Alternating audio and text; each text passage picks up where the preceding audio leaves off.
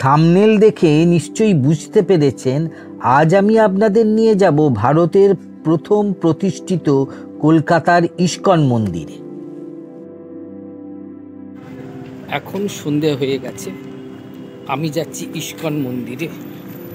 আপনারা চলুন, ইস্কন মন্দিরে সব কিছুই আপনাদের দেখাবো। এই হচ্ছে ভিক্টোরিয়ার স্কোয়ার, এই দিকে গেলেই ইস্কন মন্দির। নমস্কার বন্ধুরা, আশা করি সবাই ভালো আছেন। এক্সপ্লোরার চিন্ময়ের একটি নতুন এপিসোডে আপনাদের সকলকে স্বাগত জানাই। আমার চ্যানেলে নতুন হয়ে থাকলে সাবস্ক্রাইব বাটনটা প্রেস করে বেল আইকনটা টিপে দেবেন, যাতে যখন কোনো ভিডিও আপলোড করব তখন প্রথমেই আপনাদের কাছে নোটিফিকেশন চলে যাবে। আপনারা এখানে কিভাবে আসবেন, মন্দির কতক্ষণ খোলা থাকে, প্রসাদ এবং ভোগ পাবেন কিভাবে, এবং এখানে থাকার ব্যবস্থা কি, সব আপনাদের জানাবো। ভিডিওটি স্কিপ না করে পুরোটা দেখুন। যেহেতু আমার বাড়ি খুব কাছে, তাই আমি আজ হাঁটতে হাঁটতে বিশেষ করে সন্ধ্যা আরতি দেখব বলে এখানে হাজির হয়েছি। আপনারা আসবেন কিভাবে বলে দিচ্ছি। আপনারা হাওড়া বা শিয়ালদাও যেখান থেকেই আসুন না কেন, বাসে আপনাদের আসতে হবে মিন্টো পার্ক। সেখান থেকে 5-6 মিনিট হেঁটে ভিক্টোরিয়া পার্ক, তার সামনেই এই ইস্কন মন্দির। যদি কেউ এই সিঁড়ি দিয়ে উঠতে না পারেন তাহলে তাদের জন্য লিফটের ব্যবস্থা আছে।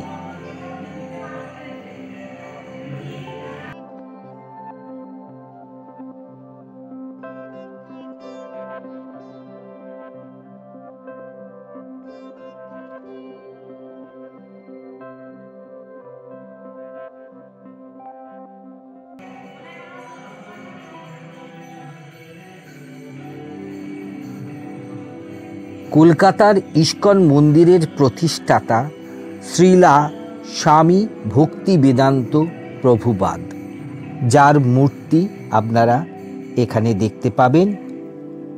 কিছুক্ষণ আগেই তার ঘর আমি দেখালাম, তার সমস্ত ব্যবহৃত জিনিস ওই ঘরে রাখা আছে। এটাই হচ্ছে শ্রীলা প্রভুপাদ স্বামীর মূর্তি।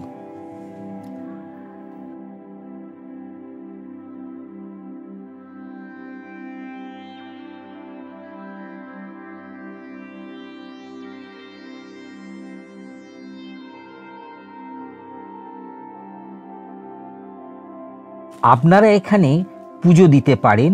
পুজোর ডালা এখানেই পেয়ে যাবেন। 101, 251 কিংবা 501 টাকার ডালা কিনে পুজো দিতে পারেন।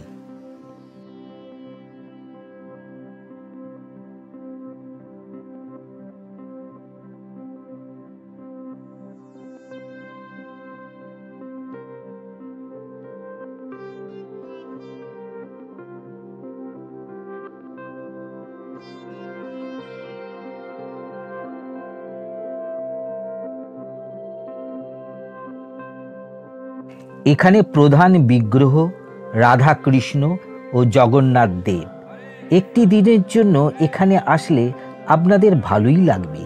এই মন্দির প্রতিদিন সকাল 7:30 থেকে দুপুর 1টা পর্যন্ত খোলা থাকে, আবার বিকেল 4টা থেকে রাত 8:30 পর্যন্ত খোলা থাকে। কেউ যদি এখানে থাকতে চান তো এখানে থাকতে পারেন। আপনারা, আমি একটা ফোন নাম্বার ডেসক্রিপশানে দিয়ে দেবো, সেই নাম্বারে রুম বুক করে এখানে আসতে পারেন।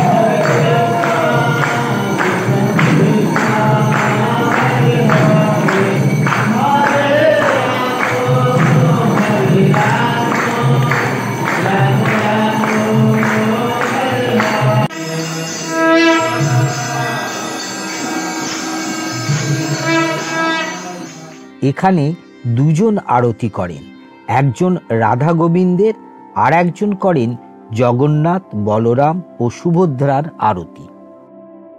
প্রসাদ গ্রহণের জন্য আগে থেকে কুপন কাটার প্রয়োজন নেই। প্রসাদ দেওয়ার সময় লাইনে দাঁড়িয়ে কুপন নিয়ে প্রসাদ গ্রহণ করুন। মন্দিরের নিচে একটি শোরুম রয়েছে, সেখানে আপনাদের নিয়ে এসেছি, যেখানে বিভিন্ন পূজা সামগ্রী পেয়ে যাবেন, যেমন ধূপ, চন্দন গুঁড়ো, ঠাকুরের নানা রকমের প্রয়োজনীয় জিনিস, সাবান, সুগন্ধ, সেন্ট, জামা কাপড় ইত্যাদি পাওয়া যায়। আপনারা এখান থেকে সংগ্রহ করে নিয়ে যেতে পারেন।